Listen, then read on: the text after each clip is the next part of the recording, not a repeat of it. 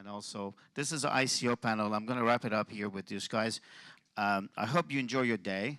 But I'm going to have some tough questions from you guys. Are you guys ready? Fine. Mike, you ready? Okay. Well, good. Well, thank you for your time. You know, and it gets afternoon. Whatever. You have a beautiful day here in London, sunny. I wish you all outside, but we're here. I really enjoyed you guys being here, and I know how much you guys raise. So far, yeah. So far, 4 million in the pre-sale. So you raised $4 million in the pre-sale, and introduce yourself for the audience that they're watching right there in America. It's early in the morning. Sure. So I'm Ed.Lobbett. I'm the COO of Acorn Collective. We're a crowdfunding platform. Okay. Mike? Yeah, I'm a co-founder of ICo BOX, a company that helps to conduct ICOs on a scale. So you guys help ICOs to go to the next level. Yeah, exactly. We did our own ICO back in August last year. We managed to raise about 4,000 Bitcoins then. And so far we helped 20 companies to raise $400 million. Okay, it's $400 million. Yeah. But you have your own ICOs, so you raise another, 400 million for. Yeah, we did our kind of crowdfunding platform basically to support companies, prominent teams who don't have enough funding to actually, buy advertising, build a smart contract, create a building platform, and so on. Okay, good. Maomao? Yeah, I'm Maomao, Chief Operating Officer at Kora, and we build financial infrastructure for emerging markets. So when I met you, in New York, and you were in our conference over there, you had only 1 million. That's right, yeah. I met because I told you, I said, how much and you had from private investors, correct? Mm-hmm. And we're talking about a month and a half later, 2 months. What do we got? Yeah, so now we're about 5.4 million. 5.4 million. Yeah. And that's from the ICOs. That's from the pre-sale. Yeah. So 4 million from you guys. $400 million in this one. That's 444. 5, so 410 million altogether? Mostly this guy. Okay. All right. Well, what he raised for other people. Now I want to have a question. Everybody asked a question, and there was no question. When you said 400 million, is this something I can go to the bank with it? Can I cash this money? Can I go and buy a car or something with it, or grocery? But you can't, no. I can't do it. No.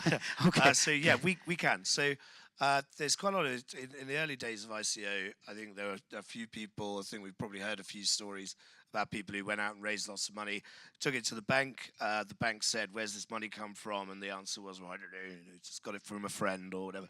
So that's gone. And the KYC and AML, so the typical way that you would just open a bank account, open any credit account, all of those things are now vital for ICOs and showing where you got your money from.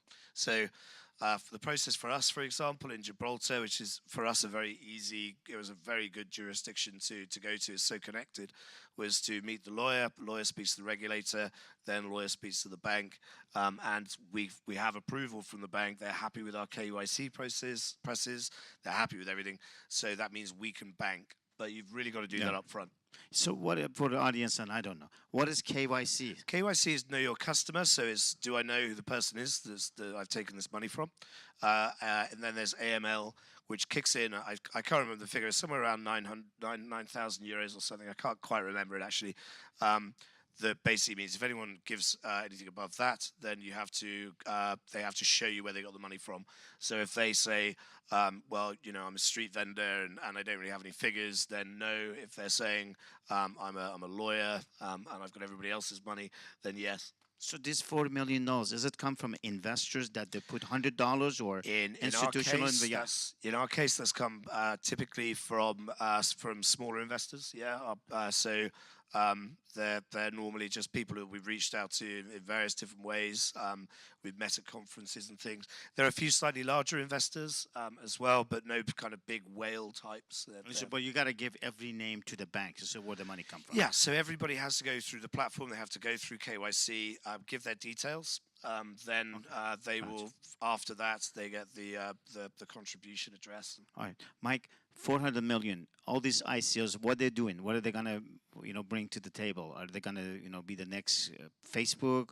I mean, not all of them. Obviously, they're gonna have some failures.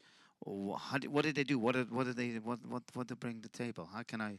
Well, about failures. Give an example. Just give an example, a couple of them that you know. Okay. About failures, by the way, the divorce rate in the United States is 52%. So let's forbid You're marriage. looking at one. Yeah. Okay. Long time ago. So 400 millions, how to liquidate it, how to go into fiat, no problem at all. You can go to any legit exchange in Japan, in Estonia. You can get your license for yourself to exchange fiat to crypto and back. No problem with it already.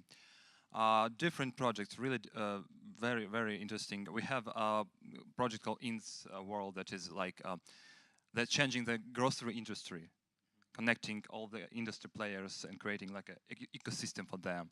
We have a client that's called Crypterium, that is building like what they call Goldman Sachs for crypto.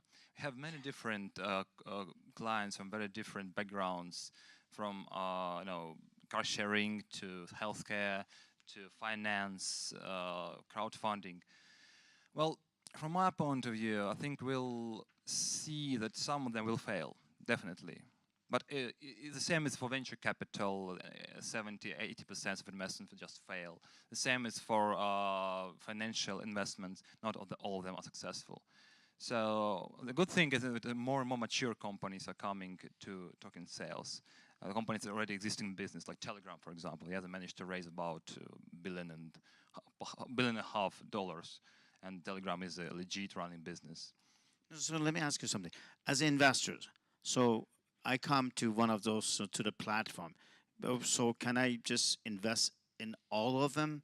All these ICOs, maybe some of them fell, some of them were successful. At least I have a chance, or I have to invest in every ICOs individually. That approach used to work last year. If you go, for example, to ICO data and get the statistics, you'll see that performance of ICO in dollar terms this year is negative.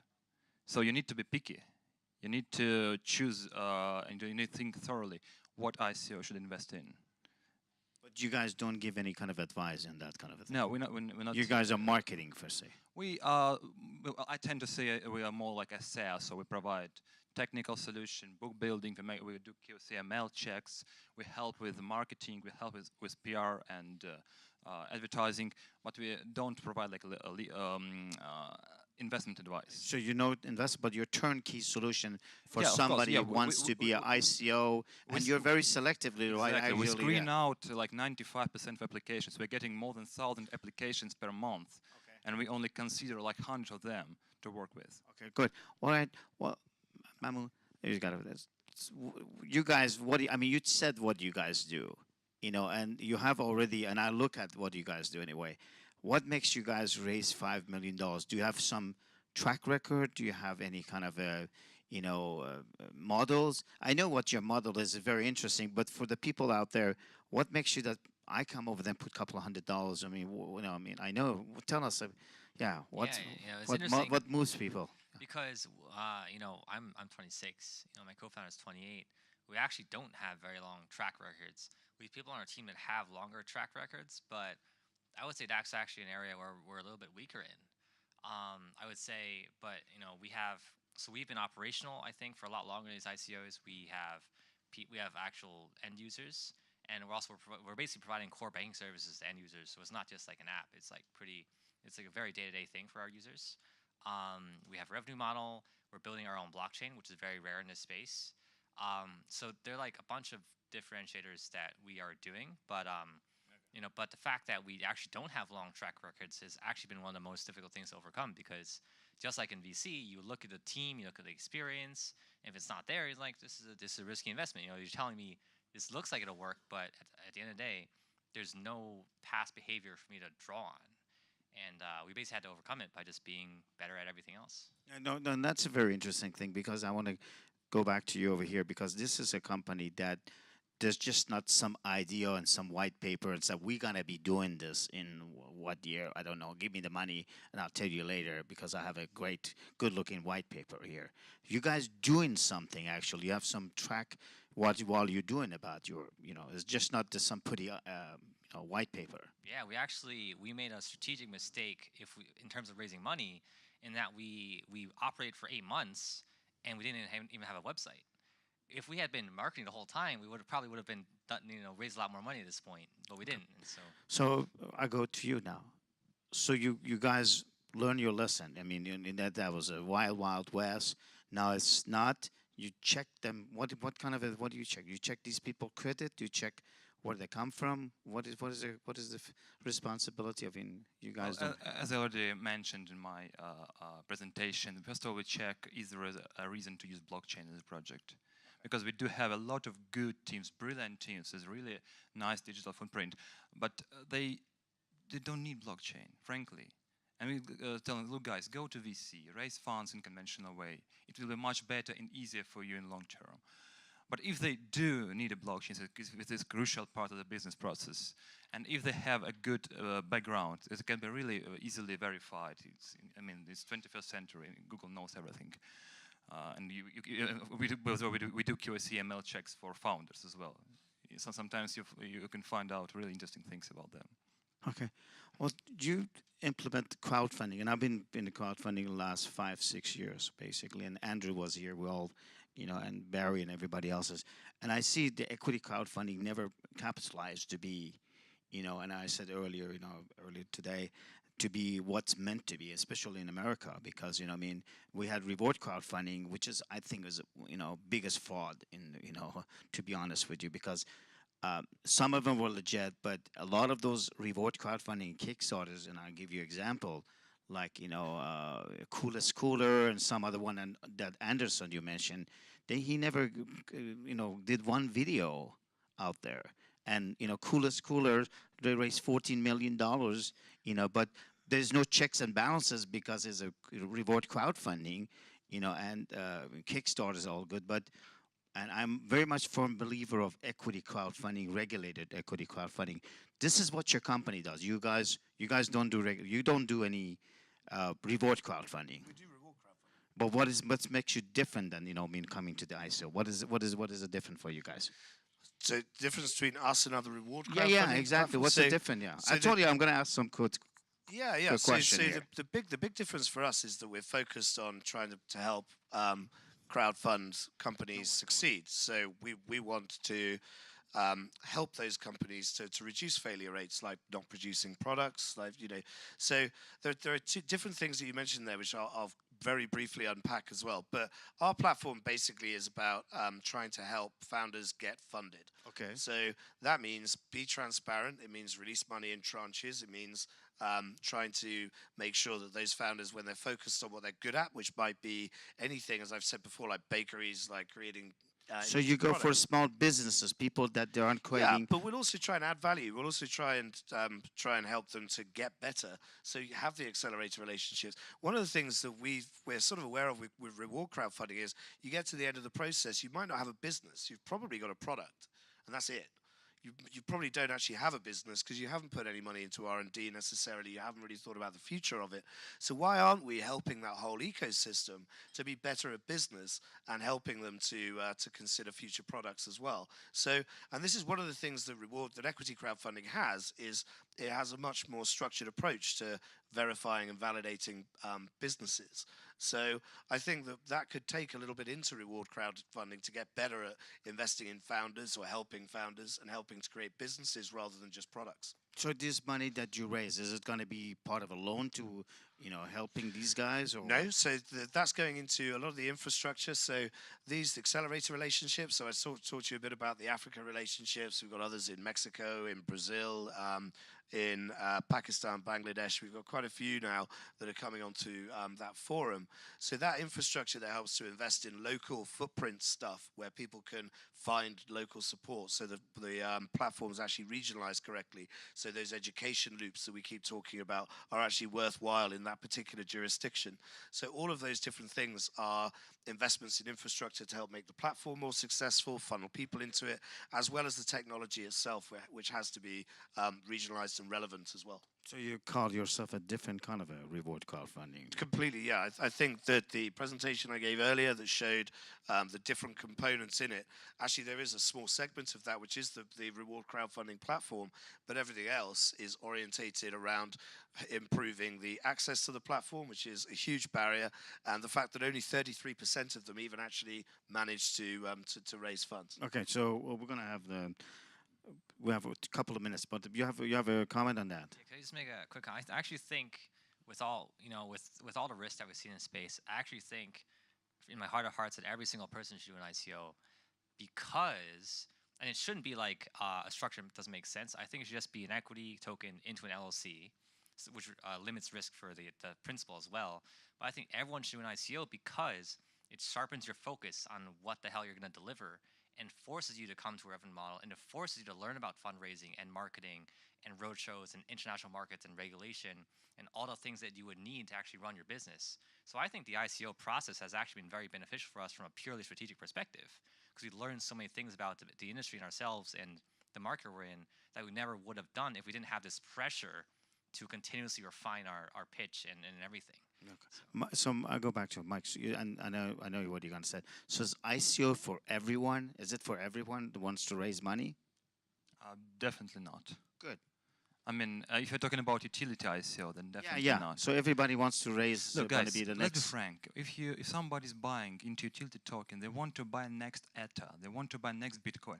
I bought my first ETA at $9, and I was, I don't know, I was really disappointed. I didn't buy more. So when I see a project that like tie their token to some real asset, or the token is used only like, you know, key access, and I don't see potential for this token to grow 10 times, 100 times, and that's what everybody's looking to.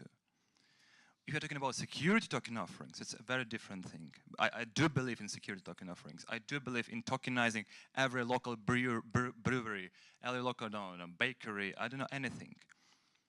But it is a very different issue. It depends heavily on local legislation, on local law and rules. So no, ICO is not for everyone. Only for projects that have a strong community and that can grow exponentially. Start from your own, clan, or your community to do ICOs or crowdfunding, for that matters. Exactly. ICO is about community, not about money. Yeah, yeah. There's one thing that a lot of people don't understand. I think ICO is crowdfunding, or crowdfunding is ICO, doesn't it?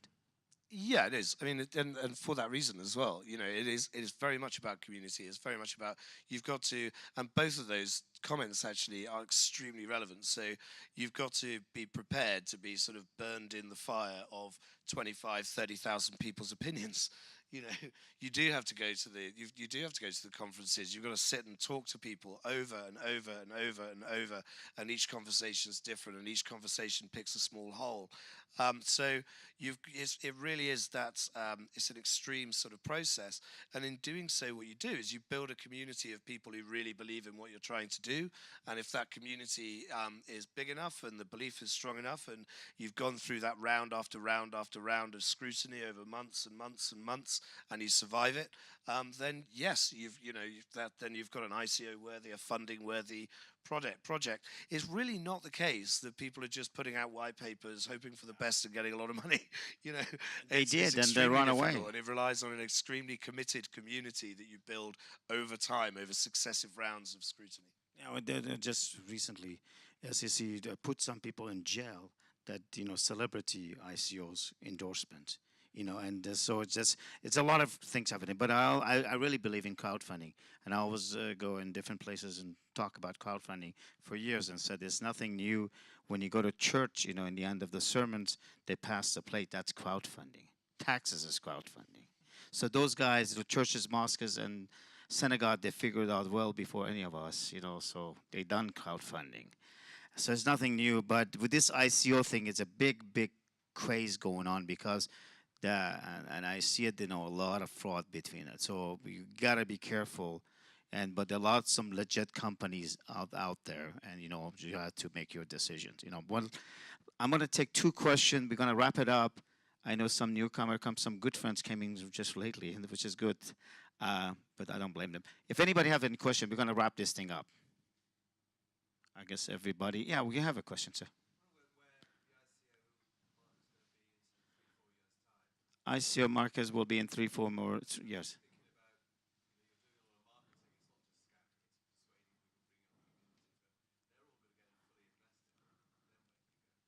So what happened after they invested a couple of years on these ICOs? Can they get their money back, or they can go to those exchanges? Some of them are legit.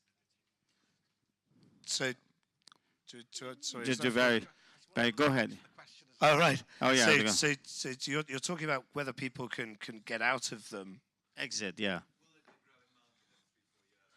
So I think that firstly, it's going to be regulated. Secondly, when it comes to coming out of, I think everybody just agrees it's going to be, it's going to be totally regulated. I think those of us who've been sat around regulation with it for a while think that's a good thing. But I think there definitely will be ICOs of a sort. They've actually stopped being called ICOs in the industry now. It's TGEs, like token generation events and different things. So I think ICOs, as in Wild West feeling ones, are more or less gone. We're starting to get into the regulated ones. We're going to start getting into the more perhaps mundane ones, the sort of the breweries, the local business ones. So I think it's going to fit itself into sub-markets like everything else, I think. And I think there'll be some big, substantial security-style raises. There might be a couple of big emergent utility coins that start to emerge as bigger platforms over time, and then there'll hopefully be lots of smaller companies that are using it to raise for themselves. Last word. So there's one quote that I try to live by. So it's that people underestimate impact in 2 years and overestimate impact in 2 years and underestimate impact over 10 years. So I actually think 3-4 years might be too short of horizon. But I think one of the things, speaking of ICOs, one of the things, like, let's be honest, a lot of this money, maybe the majority, is coming from Asia. So I think, especially now that we're sitting here in London, one of the things that has really illuminated is the power of blockchain to connect international markets, which I think is much more impactful than just, even like for crowdfunding, this is one example, right? There's so much more you can do. Like, once you get into capital markets, it's a whole different story. So I think in 10 years, then, I think it'll actually tie international markets a lot more tighter, which I think ultimately will be a good thing, because then you just have more efficient flows of capital. Last word. Yeah, well, basically, it's an ungrateful thing to do predictions and to do focus, but from my point of view, the market will split in 3 different parts. One will be secure token offering. We have trillions of assets with zero liquidity, venture capitals, real property. A lot of them, and they will be securitized, will be traded like on conventional exchanges or with subdivisions of niceness, duck, who knows what happen in a couple of years. Yeah. We'll have few but very bright utility token offerings, global, probably new protocols, new blockchains, full zero on something. And we'll have absolutely unregulated offshore crazy ICO market with a gambling feeling that will stay like this, but it will be much smaller. There will be decentralized exchanges without any kind of regulation, because you can't regulate smart contract, basically. Thanks, Mike. Last question. One last question. Yeah. I've read, and you tell me if I'm wrong, that 80 to 90% of those early ICOs that was done with the Wild Wild West have not returned any money to their investors, have not returned a profit. So my question would be, if we're going towards regulation now, where everything's being legitimized and being much more, they're going to have to pay more to do the regulation. Will it produce more profitable ICOs in the future with the new regulated ones? So what's the question? So I think first, so essentially the question is, firstly, 80 or 90% of last year's sort of big ICOs haven't returned any profit. I'd say yet. There are certainly some that have fallen by the wayside already. I don't think, as you mentioned earlier about VC failures and marriage, I don't think we're into sort of staggering failure proportions yet. And the second question about will regulations sort of help? There are actually a lot of laws around this already. Like the UK actually doesn't have, the UK's had crowdfunding law for a long time, for example. And there's just a lot of law about just do what you say you're going to do. So if you sell something, you don't go and follow through on that, and you've sold someone something, it doesn't matter what you call it, you've sold them something and not followed through. So you can expect some action on that. So you will see a few along those lines, but it's not like the Wild West in the actual Wild West where it's completely lawless. There are perfectly serviceable, do what you say you're going to do laws that have been in operation for hundreds of years and still are active now. So I still think some of those from last year are going to really come through and stand out. But of course, regulation will help give people a better estimation on how much of a return they're going to get. For the reason you said earlier, you scrutinize yourself, you have better actors, you have more geared up companies. So probably, yeah. Well, we have lawyers, in our conferences, that they come and they sue these ICOs, and for almost $500 million right now. So, but we're not all about ICOs. These conferences that we do is not about ICOs. It's about blockchains, about digital currency, which I always, when I go different places, I say that they're here to stay. Because the story is that the Marco Polo goes to China and come back, and he comes to the church, and the chambers ask him, Marco Polo, the priest, said, Marco, what did you bring? And he turned around and shows the papers, here, money. It's just a paper money started from China. So the priest got upset and threw the money out there, the coins out there over there, and said, here's the money, it talks to you. Now, a couple hundred years, later, we have plastic and we have digital money. You go see all the kids, everybody else, they pay with the PayPal or they pay with their pay card. Digital currency is here to stay. That's all I have to say. I want to thank you, Barry. I want to thank you, our panel. I want to thank you, audience at home, audience here, our sponsors. They're putting this together, Level 39, and everybody's from K, from the Howard and being a good, and also our cameraman, everybody back there, our switching guys over there. I want to thank you. We have a little party, after our party, it's between 4 to, I think we'll have a little drinks over there and networking. That's what all about. Again, we put this event together. Everybody meet each other for the last 6 years. If you miss any of part of this discussion, you want to revisit, you can go to fintechworld.com and see it. Thank you. I'm going to give it to Barry and have the final word. Barry, thank you.